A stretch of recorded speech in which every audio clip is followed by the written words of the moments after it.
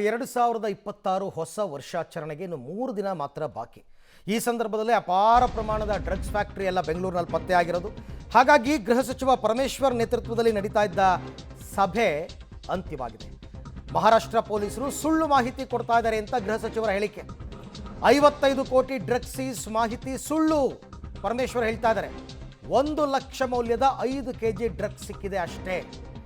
ಹೊಸ ವರ್ಷಕ್ಕಾಗಿ ಸ್ಟಾಕ್ ಮಾಡಿಟ್ಕೊಂಡಿದ್ರು, ಅಷ್ಟೊಂದು ಪ್ರಮಾಣದ್ದೆಲ್ಲ ಸಿಕ್ಕಿಲ್ಲ, ಇದು ಸ್ವಾಭಾವಿಕ ಅಂತ ಗೃಹ ಸಚಿವ ಪರಮೇಶ್ವರ್ ಹೇಳಿದ್ದಾರೆ. 1 ಕೆಜಿ ಸಿಕ್ಕಿದ್ರು ಅದು ಸ್ವಾಭಾವಿಕನ? ಬೆಂಗಳೂರಿನ 3 ಕಡೆಗಳಲ್ಲಿ 55 ಕೋಟಿ ಮೌಲ್ಯದ ಡ್ರಗ್ಸ್ ಸೀಸ್ ಆಗಿದೆ. ಆದರೆ ಪರಮೇಶ್ವರ್ ಅವರು ಹೇಳ್ತಿರೋದು ಮಹಾರಾಷ್ಟ್ರ ಪೊಲೀಸರು ಸುಳ್ಳು ಹೇಳ್ತಾ ಇದ್ದಾರೆ, ಅಷ್ಟೆಲ್ಲ ಸಿಕ್ಕೇ ಇಲ್ಲ, ಸಿಕ್ಕಿರೋದು 1 ಲಕ್ಷ ರೂಪಾಯಿ ಮೌಲ್ಯದ 5 ಕೆಜಿ ಡ್ರಗ್ಸ್ ಮಾತ್ರ, ಸಿಂಥೆಟಿಕ್ ಡ್ರಗ್ಸ್ ಅಂತೆಲ್ಲ ಹೇಳ್ತಾ ಇದ್ದಾರೆ. ಬಟ್ ಇದನ್ನು ಒಪ್ಕೊಳ್ಳೋದಕ್ಕೆ ಹೋಮ್ ಮಿನಿಸ್ಟರ್ ರೆಡಿ ಇಲ್ಲ. ಹೊಸ ವರ್ಷಕ್ಕಾಗಿ ಸ್ಟಾಕ್ ಮಾಡಿ ಇಟ್ಕೊಂಡಿದ್ದಾರೆ ಅಷ್ಟೇ. ಬಟ್ ಮಹಾರಾಷ್ಟ್ರ ಪೊಲೀಸರು ಯಾಕೆ ಸುಳ್ಳು ಹೇಳಬೇಕು? ಅದರಿಂದ ಅವ್ರಿಗೆ ಆಗ್ತಕ್ಕಂಥ ಲಾಭ ಏನು? ಇದು ಪ್ರಶ್ನೆ ಸಹಜವಾಗಿ. ಬಟ್ ಒಂದು ಸಭೆ ಮಾಡ್ತಾ ಇದ್ರು, ಸಭೆ ಅಂತ್ಯವಾಗಿದೆ.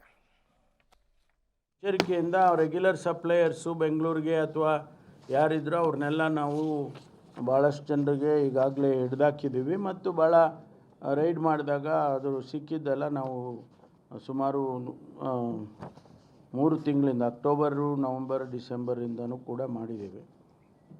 ನಮಗೂ ಕೂಡ ಮಾಹಿತಿ ಏನಂದರೆ ಹೊಸ ವರ್ಷಕ್ಕೆ ತಂದು ಸ್ಟಾಕ್ ಮಾಡ್ಕೊಳ್ತಾರೆ ಅಂತ. ಈ ಬಟ್ಟೆ ಬರೆ ಎಲ್ಲ ಸ್ಟಾಕ್ ಮಾಡ್ತಾರಲ್ಲ ಹಬ್ಬಕ್ಕೆ ವ್ಯಾಪಾರ ಆಗುತ್ತೆ ಅಂತ, ಹಾಗೆ ಇದು ಒಂಥರ ರೀತಿಯಲ್ಲಿ ಅವರು ತೊಗೊಂಬಂದು ಸ್ಟಾಕ್ ಮಾಡೋದು ಸ್ವಾಭಾವಿಕ, ವ್ಯಾಪಾರ ಆಗುತ್ತೆ ಆ ಟೈಮ್ನಲ್ಲಿ ಅಂತ.